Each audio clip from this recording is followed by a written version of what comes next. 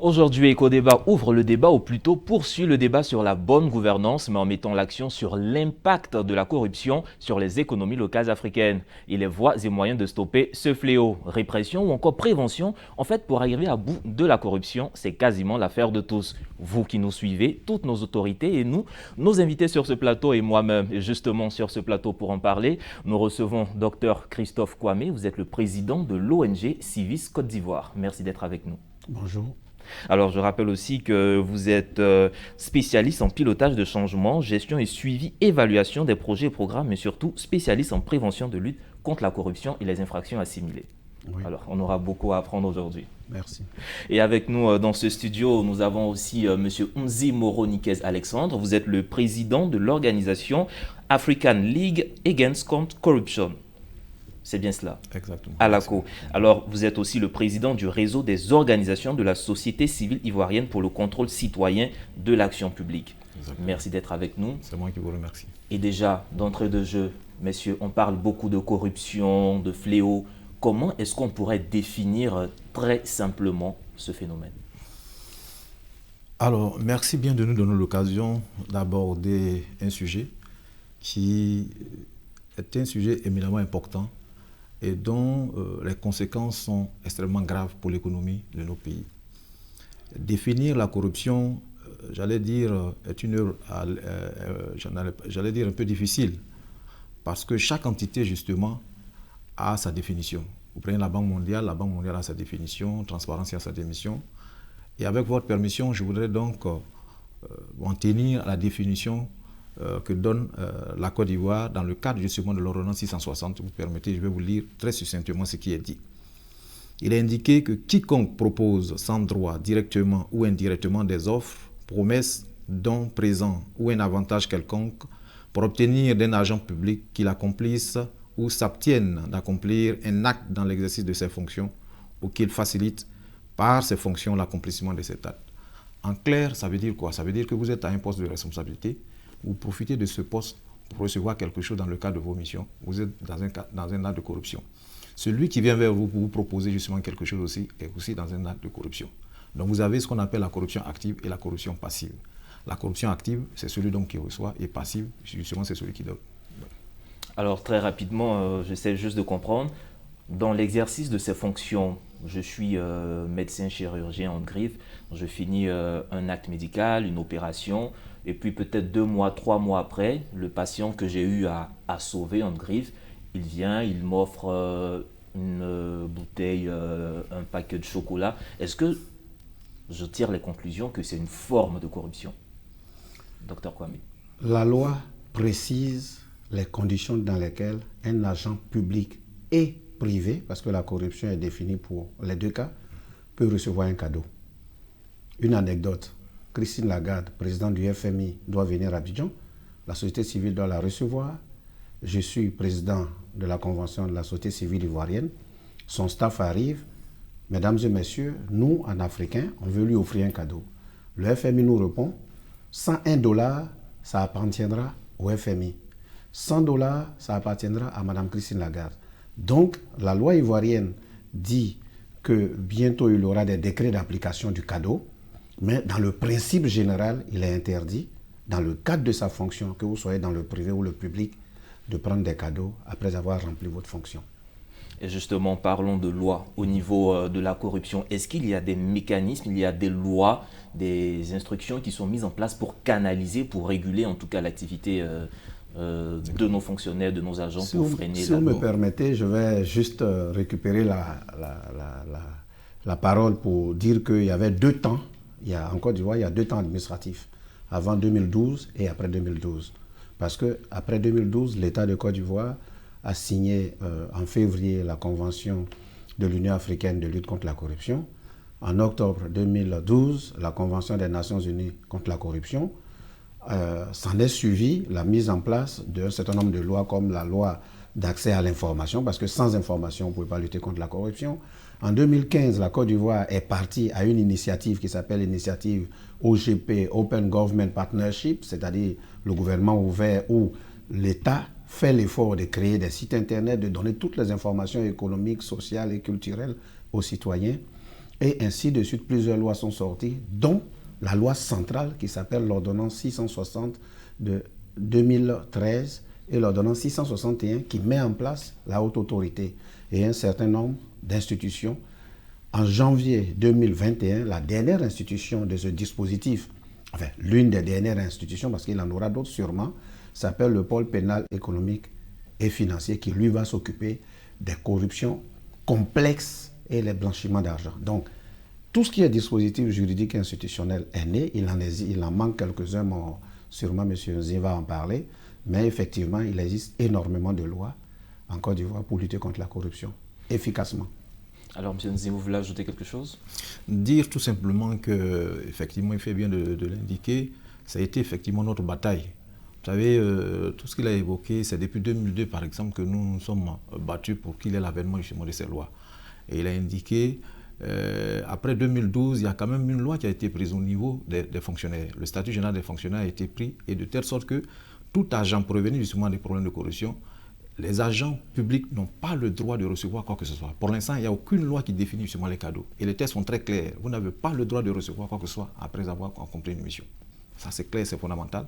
En attendant qu'un décret vienne dire, fixer par exemple un montant comme vient de l'indiquer, pour que justement les choses soient vraies. Mais à l'état actuel des choses, les textes sont très clairs. Que ce soit le statut général de la fonction publique ou l'ordonnance 660, les choses sont très claires, pas de cadeau.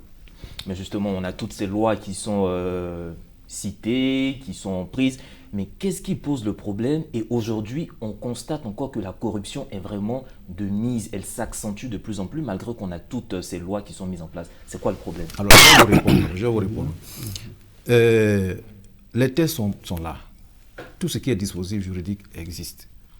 J'ai l'habitude de dire que les textes sont tellement beaux que j'ai envie de les chérir comme mes enfants. La Côte d'Ivoire a tout. Vous avez, dans le cadre justement du fonctionnement de l'État, ce qu'on appelle le contrôle interne, qui est géré par les contrôleurs financiers, qui est géré par les contrôleurs budgétaires. La Côte d'Ivoire a également, dans le cadre justement de sa gestion, ce qu'on appelle le contrôle externe, notamment l'institution comme la Cour des comptes, l'inspection générale d'État et bien d'autres structures qui sont à même de pouvoir, comme on appelle, contrôler justement les finances publiques. Malheureusement, il se trouve qu'avec tout ce dispositif-là, la corruption existe. Je précise que l'avènement justement de la société civile aussi est un élément qui permet justement d'arriver à faire de la sensibilisation auprès des populations, que ce soit même les fonctionnaires, que ce soit comme on appelle les acteurs de la population, tout simplement des sensibilisations sont faites. Mais ça ne marche pas. Nous avons demandé, comme je l'ai indiqué tout à l'heure, là, qu'il y ait ces structures-là. Mais monsieur, à la vérité, les structures existent, mais il faut se poser la question. Pourquoi ça ne fonctionne pas? De mon point de vue, ce sont les hommes.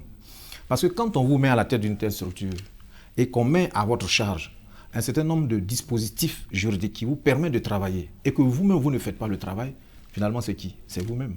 Ça veut dire que nous n'avons pas suffisamment de hommes courageux pour pouvoir appliquer justement ces tests qui sont là. Et je le dis toujours, le problème de la Côte d'Ivoire, c'est cela. On a de beaux tests, mais est-ce que nous avons les hommes qui soient capables de pouvoir appliquer justement ces tests-là?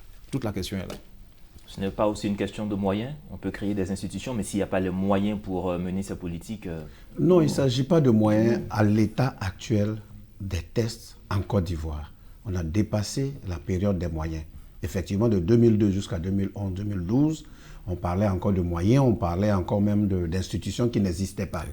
Aujourd'hui, avec la KIDP, vous avez un processus de saisine. Si vous demandez aujourd'hui n'importe quel contrat de cession que l'État donne à un tiers et que cette institution refuse de vous donner, si vous êtes membre de la société civile, vous avez 1 mois pour que l'organisme public vous donne. Si vous êtes journaliste et chercheur d'université, c'est 2 semaines.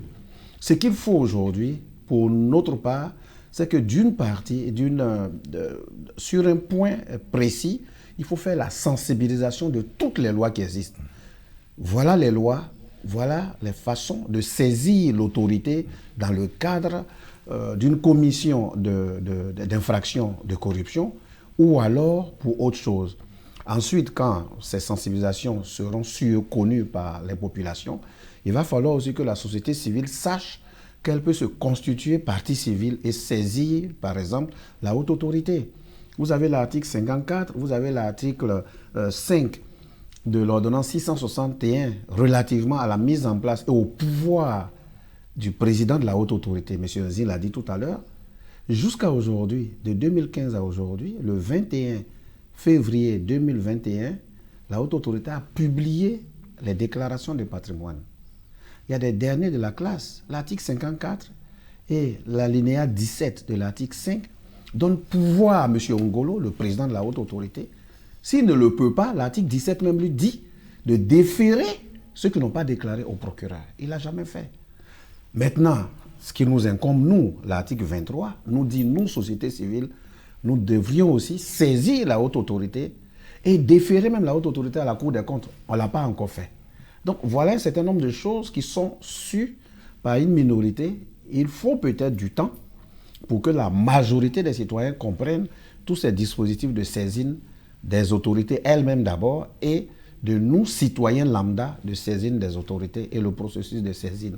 Alors je reviens sur un terme que M. Nzi a abordé tout à l'heure. On parlait de corruption passive et de corruption active. Au niveau de la corruption passive, je comprends bien, ce sont les populations, en tout cas ceux qui viennent avec les moyens pour tenter de corrompre. Vous, au niveau des organisations des sociétés civiles, quel travail vous faites pour permettre de réduire cette corruption passive? Parce que quand il y a corruption, il y a corrupteur. Bien sûr, je suis parfaitement d'accord avec vous. C'est là justement l'objet de notre existence. Société civile, nous ne sommes pas, j'ai l'habitude de dire, nous ne sommes pas des gendarmes. Nous n'avons pas la police avec nous justement pour attraper les gens. Donc notre premier rôle justement, c'est d'arriver à sensibiliser les populations. Je vais vous donner un exemple très simple. Je dis, c'est vrai qu'aujourd'hui, on ne peut pas peut-être sensibiliser ou bien attraper les pouvoirs publics à un certain niveau. D'accord? Mais entre nous-mêmes, quand par exemple on dit qu'on paye les concours, qui paye les concours? C'est les populations elles-mêmes. Je dis, arrêtons de payer. Si nous-mêmes, on s'engage à ne plus donner 5 francs dans le cadre justement de l'organisation des concours pour que notre enfant soit admis, vous imaginez ce que ça va représenter. On parle des problèmes des forces de l'ordre. Je dis, ok, je m'adresse à nos amis les transporteurs. Mettez-vous à jour de vos pièces. Si vous mettez à jour de vos pièces, est-ce que vous aurez besoin de donner les 2 000 francs, les 3 000 francs, les 5 000 francs aux forces de l'ordre? Ça aussi sont des engagements, c'est-à-dire que c'est des comportements que nous-mêmes devions commencer à avoir. C'est là aussi, c'est une réalité. Donc je peux citer plein d'exemples à ce niveau. Donc la sensibilisation, c'est cela aussi. C'est-à-dire c'est bien de dire que les autorités sont corrompues, mais nous-mêmes aussi, il faut qu'on se donne justement un autre type d'éducation. Qu'on arrête justement ce type de comportement. Ce n'est pas pour justifier, en tout cas tenter de justifier ce que vous avez indexé tout à l'heure. Mais je dis par exemple pour les transporteurs, si véritablement ils sont en règle, est-ce que ce n'est pas la tracasserie au niveau administratif, la lourdeur administrative qui les amène à vouloir accélérer le processus en payant quelque chose? Est-ce que si l'administration s'allège, ça ne va pas faciliter certaines choses? Mais c'est tout ça justement qui participe, je vais dire, dans le cadre de la lutte contre la corruption. C'est-à-dire que l'aspect prévention doit pouvoir prendre en compte ces aspects-là, qui consistent justement à moderniser justement notre administration. Et je pense que de ce point de vue-là, au niveau des transports, quand vous allez aujourd'hui avec les nouvelles structures qui existent, les choses sont beaucoup plus accélérées.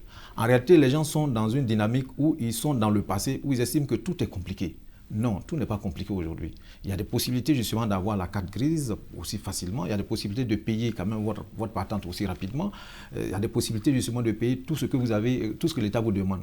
Le tout, c'est qu'il faut payer. Vous payez, il n'y a pas de souci. D'accord. Et payer rapidement, juste avant que vous interveniez, j'aimerais parler du volet digitalisation. Est-ce qu'aujourd'hui, avec la digitalisation, ce n'est pas un moyen de quand même freiner la corruption? Il n'y a plus de transactions d'homme à homme, c'est plus...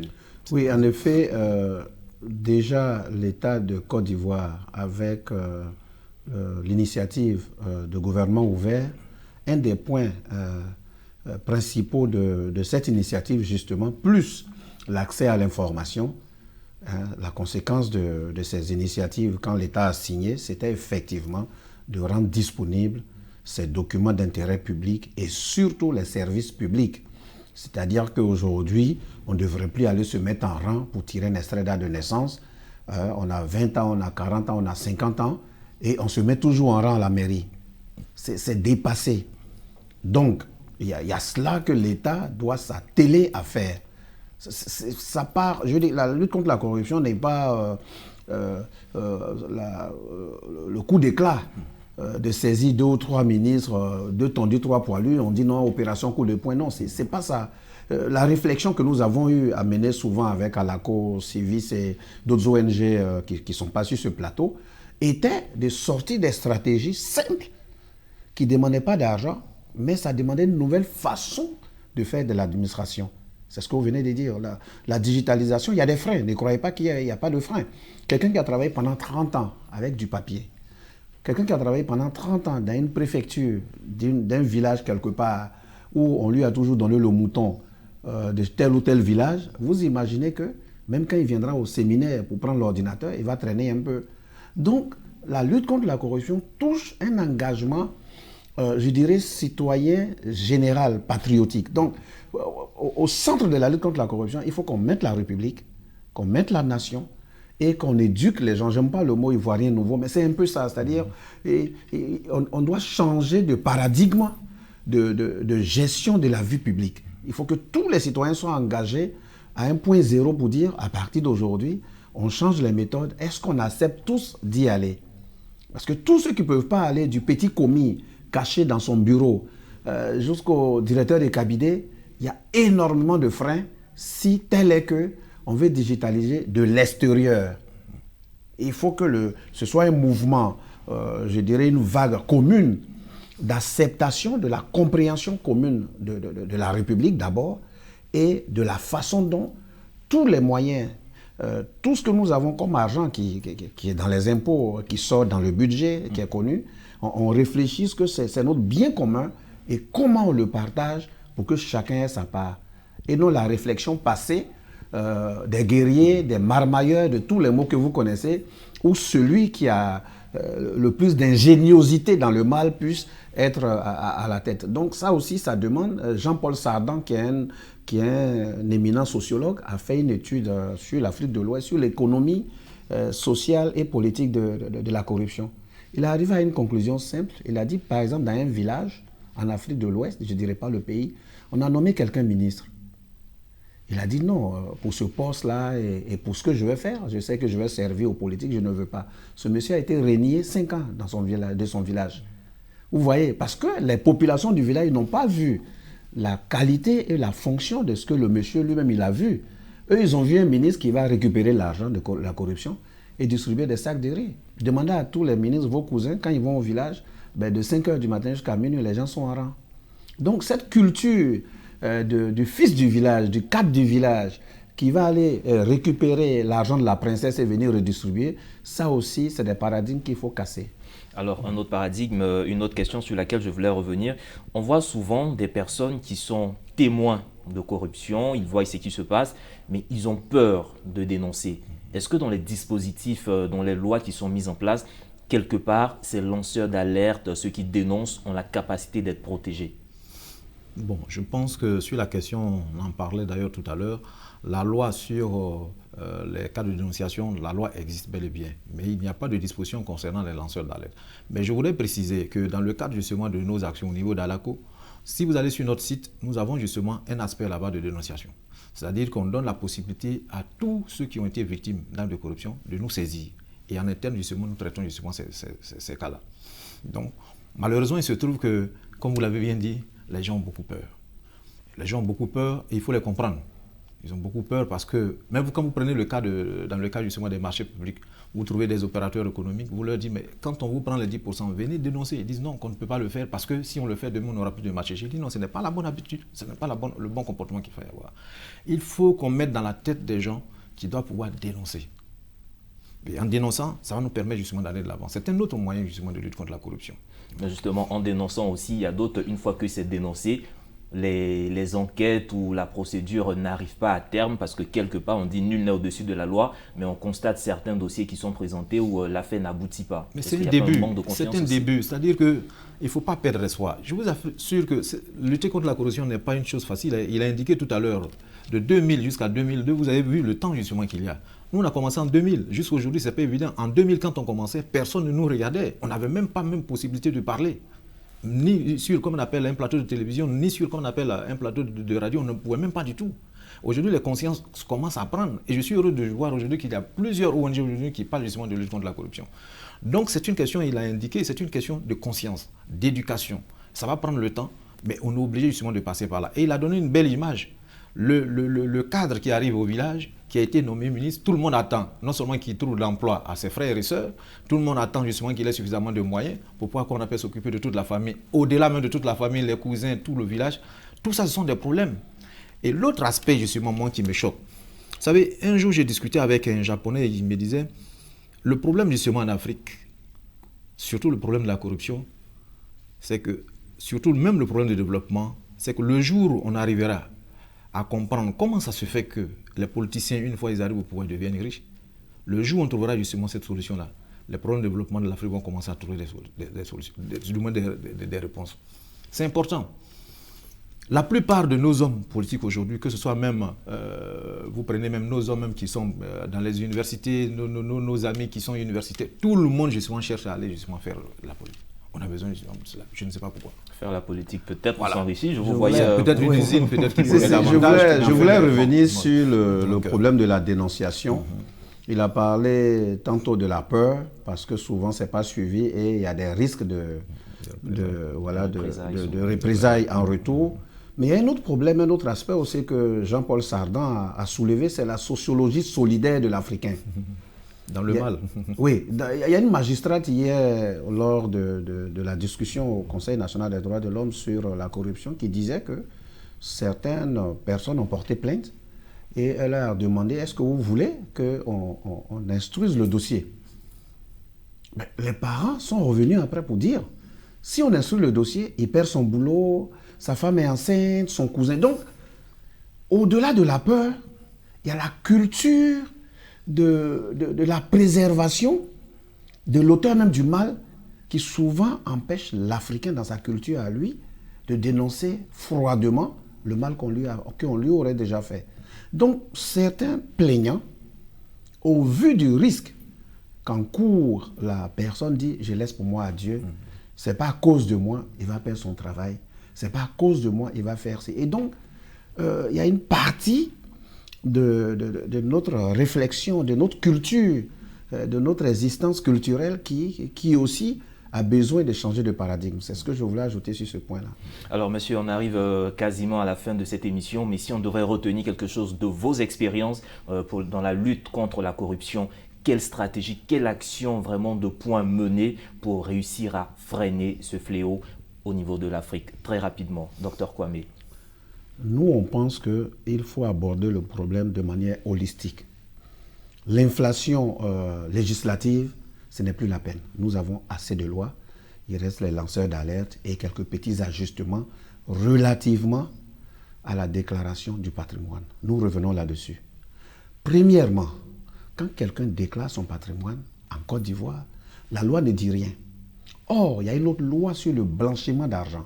Donc, M. Nzi et moi, on se connaît. Demain, je m'avais déclaré mon patrimoine, je déclare 10 immeubles. La loi ne demande pas à la haute autorité pour la bonne gouvernance de me demander la provenance de mes 10 immeubles, me connaissant même instituteur. Donc, il y a un premier problème là. Je peux utiliser ma fonction de membre de l'administration, de la haute administration, pour blanchir l'argent des autres. Donc, premier problème. Deuxième problème, quand les patrimoines sont déclarés, on ne déclare que au journal officiel le nom des déclarants et non le fond de la déclaration. Donc le fond de la déclaration reste encore secrète. En France où on a triché, vous connaissez, d'ailleurs Macron n'a pas de voiture. Donc vous pouvez aller aujourd'hui taper, là vous voyez tous les hommes politiques. Donc premier problème, le blanchiment d'argent, pas d'enquête sur la provenance des fonds. Deuxième problème, il reste secret, c'est le nom des déclarants seulement qu'on cite. Troisième problème, tout au long du mandat, s'il dure 5 ans, il n'y a pas de contrôle à mi-chemin. Quatrième problème, à la fin, quand la personne sort, à la date d'aujourd'hui, on n'a pas encore vu un seul rapport de la haute autorité disant telle autorité est rentrée, telle autorité est sortie, nous avons le rapport. Ça, c'est pour la déclaration des patrimoines. Deuxième élément relativement à la déclaration des patrimoines, c'est que les déclarations d'intérêt ne sont pas dans la loi aujourd'hui. Or, je peux avoir mes patrimoines, je donne à mon cousin, je donne à l'enfant de mon cousin. Ça se fait dans tous nos villages. Donc, les intérêts que moi j'ai, je peux les mettre sur la tête d'autrui. Donc, je rentre au gouvernement avec ma petite villa, je sors avec ma petite villa plus une deuxième, mais tous les biens que j'ai détournés dans toute ma fonction sont sur la tête de mon épouse ou de mon beau-frère ou de mon neveu. Donc, pour nous, l'élément central de la lutte contre la corruption, qui est le détournement de fonds publics, a encore du plomb dans l'aile. Et nous pensons que cet élément-là, d'ici 2 ans, 3 ans, 4 ans, il faut que la loi s'additionne. On félicite la haute autorité, il vient de sortir un guide de déclaration d'intérêt, c'est un premier pas. Comme Nzi l'a dit, depuis 2002, on voit des premiers pas. La haute autorité a vu nos plaintes relativement à l'insuffisance des déclarations de patrimoine. Il nous a offert un guide cette année. Nous espérons que l'année prochaine, la loi va se compléter, les déclarations d'intérêt. Et pour être encore plus renforcé, M. Nzi, très rapidement. Oui, merci bien, M. Soumarou. Disons que nous prenons en notre compte les éléments évoqués par le docteur Kwame. Et je voulais compléter pour dire que ça ne suffit pas aussi, parce que quand on fait la déclaration de patrimoine, il faut encore aller plus loin. C'est-à-dire qu'il faut traiter justement, comme on appelle cette déclaration. Ça veut dire quoi? Ça veut dire que vous êtes venu, vous avez déclaré que vous avez un immeuble aujourd'hui. À la fin de l'exercice, quand vous finissez vos fonctions, vous êtes tenu de faire une déclaration. Elle doit pouvoir faire ce bilan-là. Donc il appartient à la haute autorité de prendre des dispositions pour qu'à la fin du processus, on puisse justement faire ce point. De sorte que quand on va voir l'évolution de votre patrimoine, si, connaissant bien entendu ce que vous avez comme ressources, on puisse savoir si ce que vous avez pu acquérir en si peu de temps, on puisse justement mener des investigations là-dessus. Et c'est vraiment évidemment important. Je voudrais terminer pour dire que la responsabilité de la société civile est grande dans le cadre justement de la lutte contre la corruption. Nous en avons suffisamment conscience. Nous allons faire justement notre part de travail. En notre sein, nous sommes en train de voir, dans le cadre du réseau que nous dirigeons, de voir comment est-ce que nous allons mettre en place des comités de veille pour aller sur le terrain et regarder un peu ce que le gouvernement fait. Le gouvernement aujourd'hui a mis sur le terrain, comme on appelle la place publique, le budget. Nous sommes dans un système de budget-programme. Ça veut dire que nous avons la possibilité de savoir si, par exemple, il y a une école qui doit être construite à Ferkessé-Dougou, on a la possibilité de savoir que cette école a été construite. On va se donner les moyens pour aller justement vérifier si cette école a été construite. Ce serait justement notre travail à faire. Mais en même temps aussi, on demande au gouvernement de faire en sorte que toutes ces structures qui ont été mises en place puissent fonctionner correctement. Ce n'est plus une question de moyens, mais je pense que c'est une question de personnes. Il faut que le gouvernement soit un peu regardant là-dedans pour qu'ensemble, on puisse justement lutter efficacement contre la corruption en Côte d'Ivoire. Une question de personnes et surtout une question de volonté, comme Exactement. Vous l'avez témoigné sur ce plateau. Je rappelle que nous étions avec Dr Kwame Christophe, vous êtes le président de Civis Côte d'Ivoire, et avec M. Nzi Moro Nikez, vous êtes le président de l'ONG Alaco. Merci encore pour vos contributions et vos éclairages. C'est ici qu'on met un terme à ce numéro de votre magazine Éco-Débat consacré à la lutte contre la corruption. Vous l'avez compris, la corruption, la lutte contre la corruption, c'est l'affaire de tous. Agréable suite au programme sur nos antennes.